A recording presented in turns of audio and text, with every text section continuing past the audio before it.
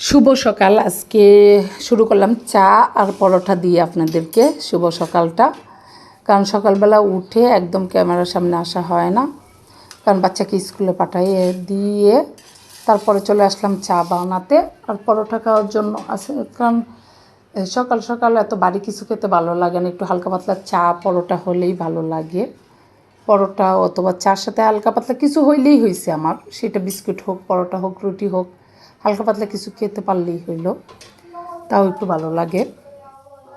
তাই আপনাদের সাথে আজকে একটু ভিন্নভাবে শুরু করলাম, কারণ প্রতিদিন তো আমি সামনে এসেই শুভ সকালটা বলি। আজকে না হয় চায়ের মাধ্যমে সবাইকে চায়ের দাওয়াত রইল।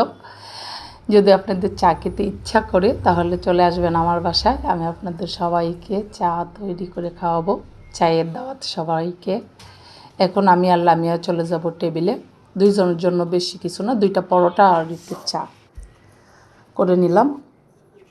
এখন টেবিলে চলে আসলাম, আসার পরে আমি আর লামিয়া একটু বসে বসে গল্প করতেছি, খাবার খাইতেছি।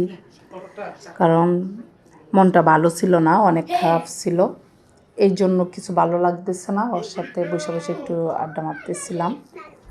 তারপরে চলে আসলাম আজকে রুম গোছাতে, কারণ অনেক দিন ধরে রুম গোছানো দেখানো হয় না। বিশেষ করে আমার বাসা গোছানো প্রতিদিনের কাজ, এটা নিত্য নতুন কিছু না, কিন্তু দেখাইতে পারি না। যখন বাসাটা গোছানো হয় পুরা রুমগুলো, তখন মুসার মিস থাকে, কারণ মিস তো এটা ভালোভাবে নাও দেখতে পারে। ডাইনিং রুমে মিসরে আমি পড়াইতে দিই, এই জন্য আর কি দেখানো হয় না পুরা বাসাটা ঘুরে। কারণ ম্যাডাম মানুষ, বসা থাকে একজন, এর সামনে তো আর এইভাবে ভিডিও করা যায় না, ম্যাডাম মুসার মিস, এই জন্য আর পুরো বাসাটা শেয়ার করা হয় না, শুধু আমার রুমটা গোছানোটাই শেয়ার করা হয়েছে। কারণ আমার রুমটা আমি একটু নিজের হাতে গুছাইতে পছন্দ করি, পরিপাটি করে। মানে বিছনার চাদরটা টান টান না হলে আমার ভালো লাগে না, মনে হয় যে কী জানি একটা উপরম কী জানি হয় নাই কমপ্লিট। এখন চলে আসলাম আমি ওয়ার্ডরোবটা এপাশে একটু গুছায় রাখার জন্য। বাচ্চা আছে তো, উপরে অনেক কিছু রাখা, লোশন, বাচ্চার ক্রিম, বাচ্চার ব্যাগ, বই, এগুলোকেই একটু গুছায় রাখি, নাইলে এলোমেলো হয়ে থাকে, রাতের বেলাও ধরে। এই হলো আমার রুমের ফাইনাল লুক গুছানোর পরে। চলে আসলাম আপনাদের সাথে একটু শেয়ার করার জন্য আমার এই ছোট্ট রুমটা নিজের হাতে গুছিয়ে, তারপরে আমাকে একটু শেয়ার করি। আর কাপড় চোপড় ভিজায় রাখছি একবার, কাপড় চোপড় দেওয়ার পরে দুপুরে একটু রেস্ট নিয়ে আরবি পড়ে নামাজ পড়ে মাগরিবের নামাজের পরে একবারে চলে আসলাম একটু রুটি বানানোর জন্য, সকালে নাস্তার জন্য। বাচ্চাটা ম্যাক্সিমাম টাইমই বলে যে মাম্মাম আমাকে একটু রুটি দাও, এই জন্য ভাবলাম একটু রুটি তৈরি করি। আজকে তেমন কিছু ভিডিও করা হয় নাই, এই রুটি, চা, এই রুম গুছানো, এইটুকুই। কারণ আজকে মনটা অনেক খারাপ ছিল, এই জন্য আর কোনো কিছু ভালো লাগে নাই। কি মানে সকাল থেকে মুড অফ ছিল, মন খারাপ ছিল, এই জন্য বারবার ট্রাই করতেছিলাম একটু মনটা ভালো করার জন্য, ওর সাথে হাসতেছিলাম জোর করে, যে দেখি মনটা ভালো হয় কিনা।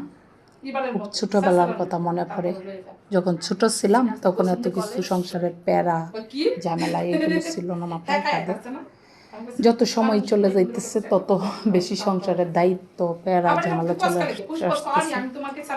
আর মনে হইতেছে আমি 8 বছরেও রুটি বানানো শিখতে পারলাম না, কারণ আমার রুটিগুলা এমন বেকাতারা হচ্ছে যে তারপরে আবার এটা নিয়েও আমি হাসতেছি, বলতেছি তাক আমরাই তো খাবো রুটিগুলো, কারণ আমি রুটি বানাইতে পারি না। আগে আমার শাশুড়ি মা রুটি বানাইতো, রুটিটা ধরে দেখালাম 3 রকম বাঁকা, তারা 3 রকম ত্রিভুজের মতো হয়ে গেছে। এখন শাশুড়ি মার হয়তো শরীর ভালো না, মন ভালো না, এই জন্য ওনার বানানো হয় না, কিন্তু কী করব, আমার তো বানাইতে হবে, খেতে হবে। আর উনি বাসায়ও নাই, বাসায় থাকলে অবশ্যই আটা গুলাইছি উনি তৈরি করে দিত, উনি বাসায় নাই, এই জন্য কই আমি তৈরি করে নিই।